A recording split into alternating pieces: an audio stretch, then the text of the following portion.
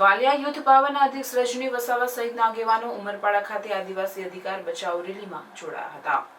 Statue of યુનિટીથી Saputara corridor રદ કરો, Ukai solar project રદ કરો, 70,000 હેક્ટર જમીનમાં બનનાર અભયારણ્ય યોજના રદ કરો સહિત 5 મુદ્દે સુરત જિલ્લાના ઉમરપાડા બસ સ્ટેશનથી મામલતદાર કચેરી ખાતે આદિવાસી અધિકાર બચાવ રેલી યોજાઈ હતી, જેમાં ધારાસભ્ય ચૈતર વસાવા, રિટાયર્ડ IAS અને ધારાશાસ્ત્રી જગતસિંહ વસાવા, લોક સંઘર્ષ મોરચાના અધ્યક્ષ પ્રતિભા શિંદે, અખિલ ચૌધરી, સ્નેહલ વસાવા, જીમી પટેલ, માજી ધારાસભ્ય આનંદ ચૌધરી, મથુર વસાવા, રાજસિંહ ચૌધરી, યુથ પાવરના અધ્યક્ષ રજની વસાવા, વિનય વસાવા તેમજ વિજય વસાવા સહિત સમાજના આગેવાનો, ઉત્તમ વસાવા અને આદિવાસી સમાજના સભ્યો જોડાયા હતા અને મામલતદાર કચેરી ખાતે એક આવેદનપત્ર આપવામાં આવ્યું હતું।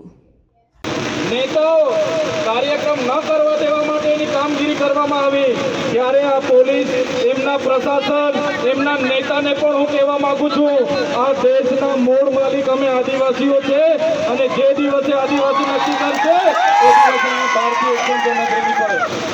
અમારો સમાજ, અમે એટલા ગૌરવશાળી સમાજમાંથી આવીએ છીએ।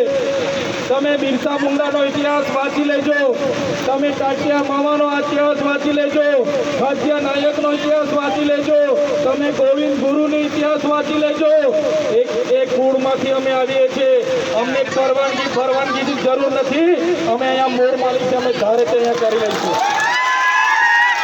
સાથે જંગલ ખાતાવાળાને પણ કહીએ છીએ, આ ઉમરપાડાવાળા, પેલા સાગબારાવાળા, પેલા ડેડિયાપાડાવાળા અલગ અલગ ભાગ પાડવાનું બંધ કરી દેજો।